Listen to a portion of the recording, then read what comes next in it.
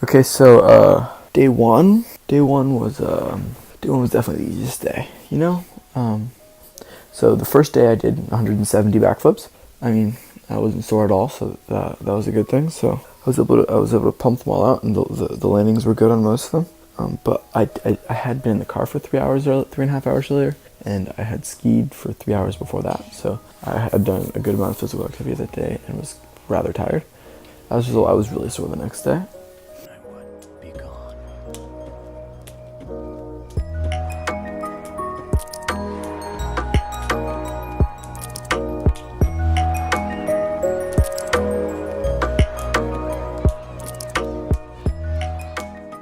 Alright, there we go. I think that's better.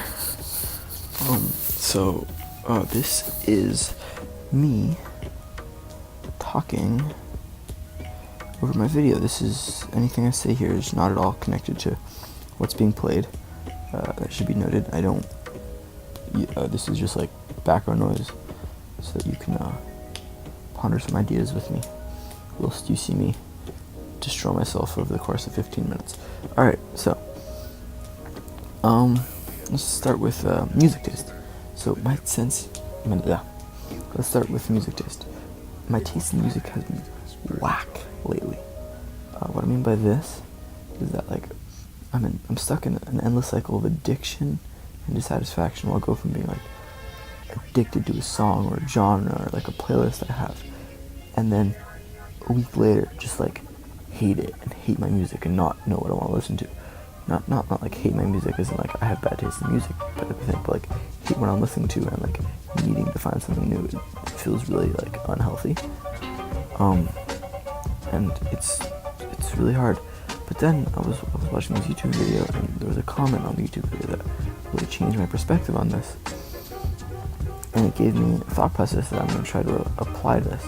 So basically, my problem is that I'll go through this endless cycle of addiction and satisfaction, but this person, when he found a song he liked, he would purposely listen the shit out of it until it bored him. But not because he had no other choice, but because what he would do is, after he finished listening the hell out of the song, he would move on to the next song. And what this created was, it would create periods in his life that he would associate to this song. So when he would go back and listen to the old music he used to like, it would bring him back to the old days when he was young, or not when he was young, but it would just remind him of periods. And so his music became his own little personal time capsule, and that's an idea I really like. I want to start incorporating it in my music listening choices.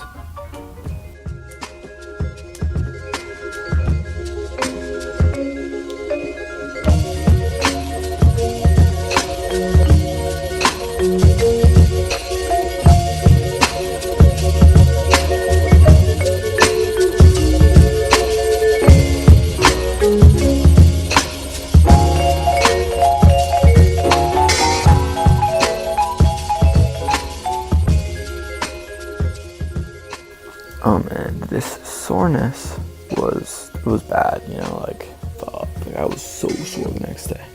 And that made day two really hard. It was really hard to do my flips. It took a long time because my back was sore, my abs were sore, my chest was sore, my neck was sore, my thighs were sore, my glutes were sore, my calves, everything was literally every major muscle group of my body was sore except for maybe my arms and anything in my arms.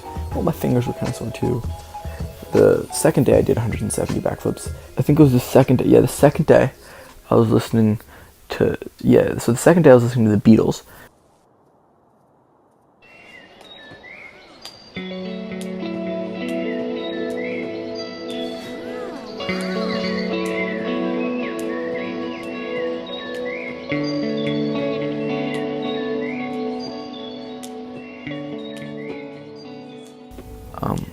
So the next thing I want to talk about is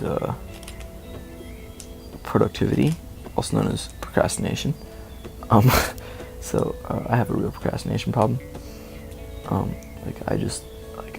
It's a moral dilemma for me because I'd like to consider myself a motivated and hardworking person, but at the same time, I just can't get shit done. I say I'm going to finish something by a certain time, and it's done a month later. It's not good. Also, it's the same problem with schoolwork. I can't get things done, and it feels it's not don't enjoy, like while I'm doing like personal projects I really enjoy, but just getting that ball rolling, there's like a sense of apathy and inertia that in me that like destroys me. Like it's just like this tiny little push, and it eats me alive, and I hate it. Like if I had depression, that would be the cause. I'm not gonna lie. But the problem is when this gets applied to life, I get into this do or die mentality. What I mean by this is that because I can't force myself to do something. I mean, I can, but because like I don't really want to do something, I go do or die. I go, it's all or nothing. I have to do this, otherwise there's nothing for me. So that's essentially what this video was. Like I was getting out of shape and I wasn't finding time to train. So I was like, okay, what am I gonna do? 1,000 backflips in a week. I was just like, I gotta send it. I gotta go for it entirely, or I gotta not do it at all. I was like, it's either this or you go back to playing traditional sports, and I did not want to go back to playing traditional sports. So this is what I did, and it's not healthy, and I gotta find a better way to live my life. Another good example would be last semester, so the fall semester of school. I got up at 5 a.m. every morning, and I was so committed to. I did it out of nowhere. Like I was going from going to bed at like 11 and waking like 2 and waking up at 12 to like, you know what, I'm gonna go to bed at 9. I'm gonna get up at 5 every morning, and not just like Monday through Friday, but Monday through Sunday, like every day of the week.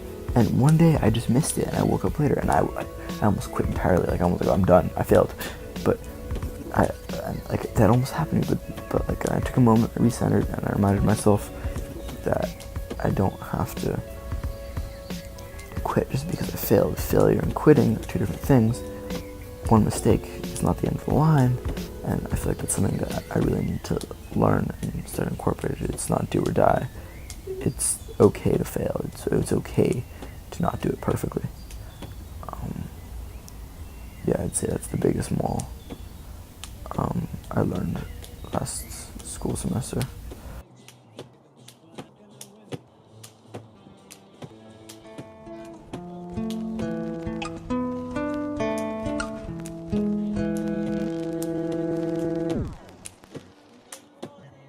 사랑해요, 아저씨. But I did the second day, and I thought I was sore waking up the second morning. That third morning, I was dead. I relearned the meaning of soreness. It was to the point where my shoulders were so sore that I was walking with perfectly good posture, because every time I would move my shoulders back, the muscles would tense up and force them to stay like that. I'm busy. Please close and come back later. I'm trying to record something. Piss off. Wait, come back in like 15 minutes. It was really bad. I think third day I was so dead. I listened to my chill playlist. The third day I did 160 backflips. It was pretty good. I made it through. At this point I was starting to develop welts on my shins. I forgot to record that, so I'm not gonna have it. But I was starting to get these really big welts, like right where I was slapping myself, and so it made every backflip doubly painful, not just because I was engaging sore muscles, but also because I was slapping welts repeatedly.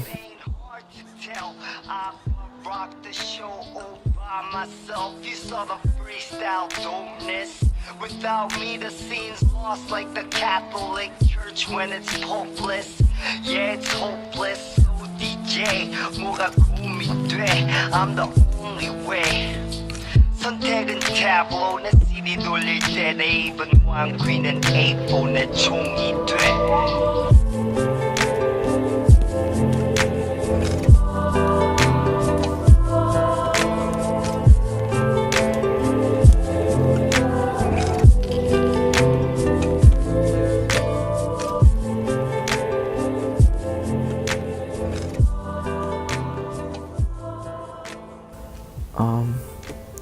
Moving on,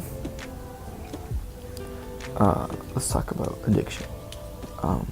This is all like really personal stuff. I'm gonna try and move on to some more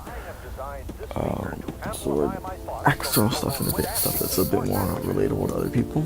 But I have a problem with addiction. I don't mean like drugs or stuff like that, but like, I mean technically drugs, but like not really. Like, let's start with caffeine. I had a caffeine problem. I still do, technically, just I don't act on it. I was addicted to caffeine. I had problems with having several double espressos a day, things like that. Like, it just wasn't good. I couldn't, it got to the point where, like, if I didn't have coffee that day couldn't be enjoyable. It simply wasn't possible, no matter how much sleep I got, how rested I was, or moving things. If I didn't drink coffee, that day wouldn't be good. And I realized, along with the help of a friend, that having whether or not your day is a good day depend on an external source is just really unhealthy, and that was something that I needed to change. So I quit coffee,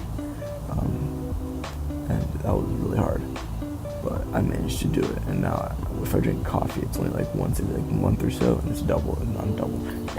It's a decaf, and it just feels a whole lot healthier.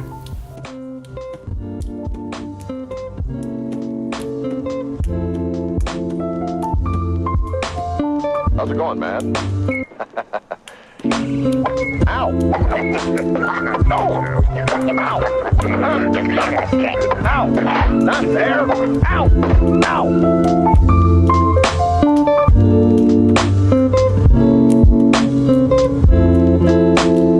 Are you still here?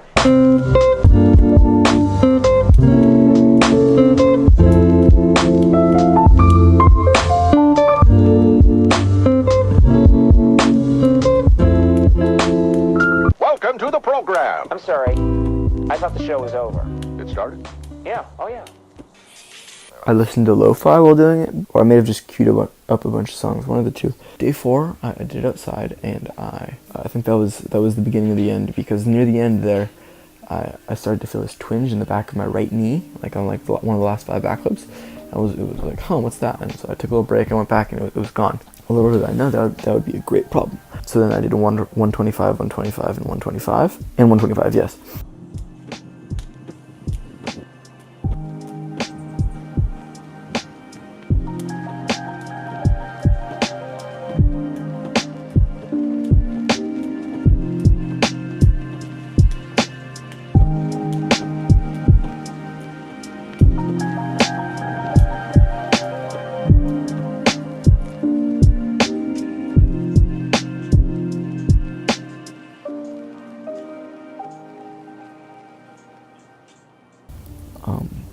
Moving on to the next thing I want to talk about, which is still under the phrase addiction. I don't know why I say moving on. Maybe on the same subject. This is to the same vein as music, where I just like go through addiction. But the nice thing is, music is repetitive. So once you repeat something enough, you don't enjoy it anymore. And once you no longer enjoy something, then you're not addicted anymore. I feel like it's the beauty of music, and I wish that could apply to other things too. So let's talk about what do I got on my list? It's parkour. So I mean, obviously I do flips, but parkour is my main thing. So I want to talk about the agony of going out to train. So the reason going out to train is an agony is I like parkour is my passion. It's my favorite way to spend my time. It's what I love doing. But the problem is, no one wants to train with me. Like, I have friends who will train with me occasionally, but like, there's no one who's like consistently willing and able to go out and train with me. So what ends up happening is 90% of the time when I go out training, it's alone, and I really don't enjoy this because, like, sure, it's fun, but what ends up happening is you just get a bunch of weird looks from the people around you, and you just feel really uncomfortable, and it's just like, I want to do parkour for me and to have fun with the people around me. I don't want to do parkour for like the people, for like the public, which is what feels like happens when I go out and train. So it's like, it makes it really hard and like really uncomfortable, and it's just not a good experience. So that's a big problem.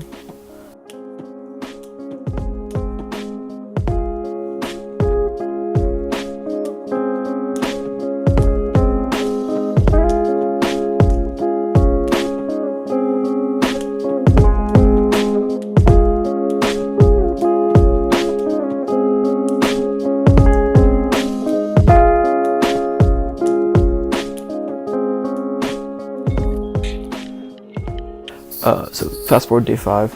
I was gonna do it, but I kept forgetting, and I went up and climbed trees with my friends in the pouring rain. It was a lot of fun, but it was very cold. And so I came back, and I had just had a pad in the piano room because it was raining outside and it was dark. I couldn't do it outside. And so I did it then, and at this point my backflips were so bad, I was just like barely landing each one, and I was starting to get that pain in the back of my right knee, just like more and more and more. Next we're going to talk about, again, music. Sorry, I've been talking about music so much, I got a lot to say about music. We're going to talk about the condition of popular music in the United States and to a greater extent the world. So anyone who has any brain can see that over the course of the last, 5, 6, 7 years, rap has taken over. Like, it is like officially the most popular genre of music in America, and to a lesser extent / greater extent the world. But like, it's not what rap used to be, and it's really interesting how pop, which was prevalent for decades, just like kind of died out and has been replaced by rap. But then rap is dying. Like, it's just simple to say, like, it feels like rap has devolved. Like, and there's like these older rappers that are still producing like real quote unquote rap, but then the, like, everyone who complains about like all the mumble rapping and stuff like that and how it's not real rap, and the fact of the matter is it's not. It's like punk alternative rock meets pop and electro dance music, kind of, because like it feels like a big mix of those things with the occasional rhyme here and there. And the only real similarity to rap is a lot of the things they talk about fit in the same culture, and they have the same cultural tendencies, but other than that, it's really not at all the same as rap. Like,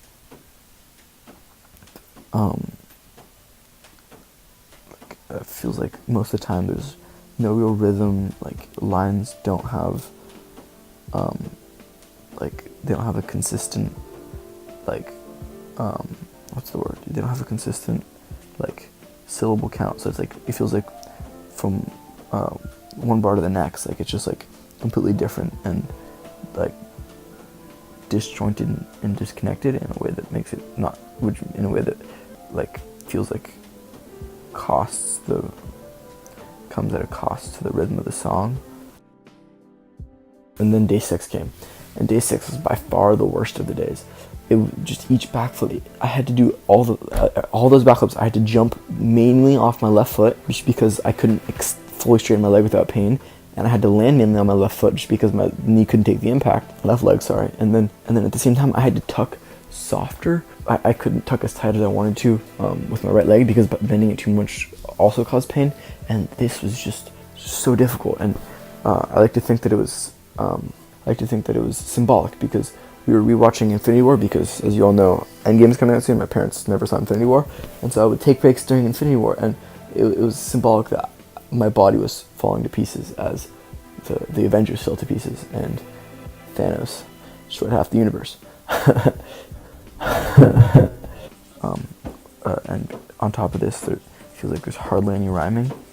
And when you put these two things together, it's really not rap anymore, because rap, or rhythm and poetry as it's called, really has nothing to do with what rap has become.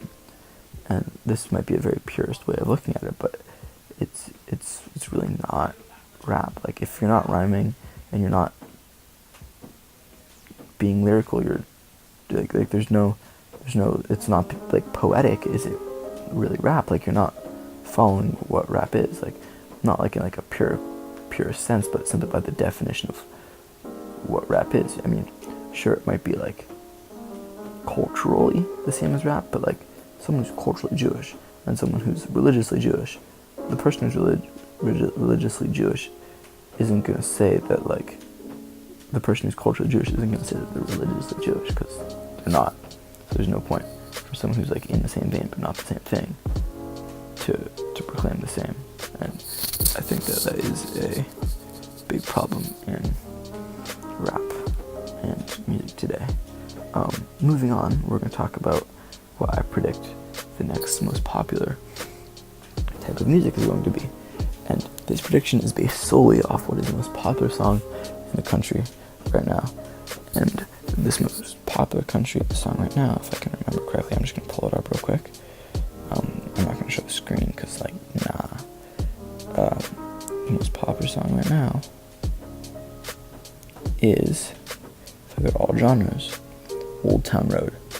Now, Old Town Road is not really rap, but it's not, like, really country either, because it's, like, kind of country. So I think that the next big thing is going to be, like, country, like a country rap hybrid, like a country hip-hop hybrid. I think that it's going to be enjoyable for about, like, 2.5 to 5 months, and then it's just going to, like, no longer exist, because it doesn't seem sustainable, and it's not, like, a fully new thing.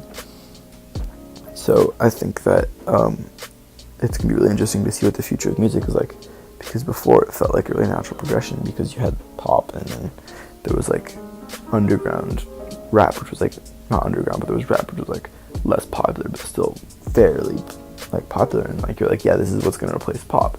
But at this point, there's no real, like, obvious answer to what's going to replace rap. I mean, that might be just because, like, rap is what it is now, but it's like, I woke up the 7th morning and I had a bunch of pain in my leg, and I just didn't think that I would be able to do it. And I went on a hike for school, and I came back, and I don't know, I was just kind of feeling it, you know, like I managed to pump it out, and I did it with minimal pain, and I think that I'm going to be alright.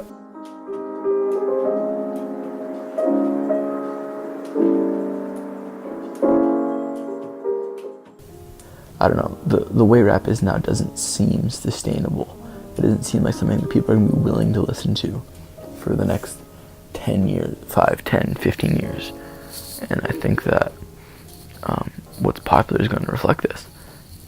I have no clue if I'm actually right, but it'd be great if I was.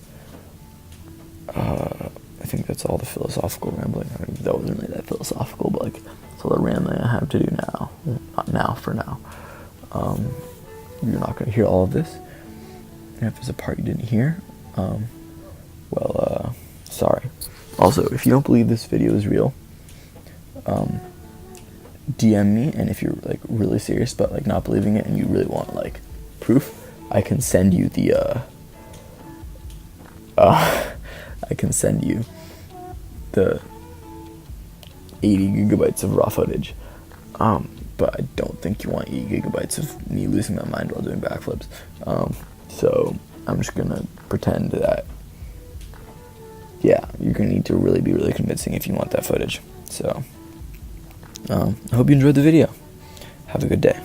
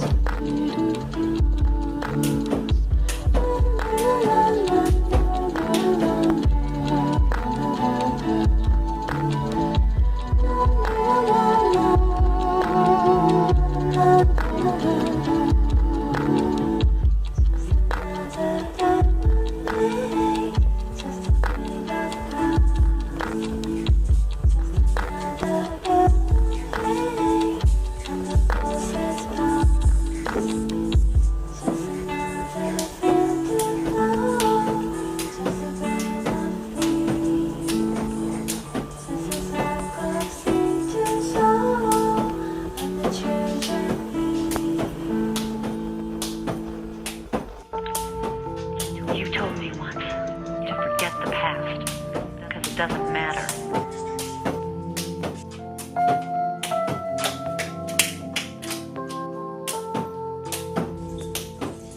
But nothing good came of it. There was no place for me to return to. This was the only place I could go.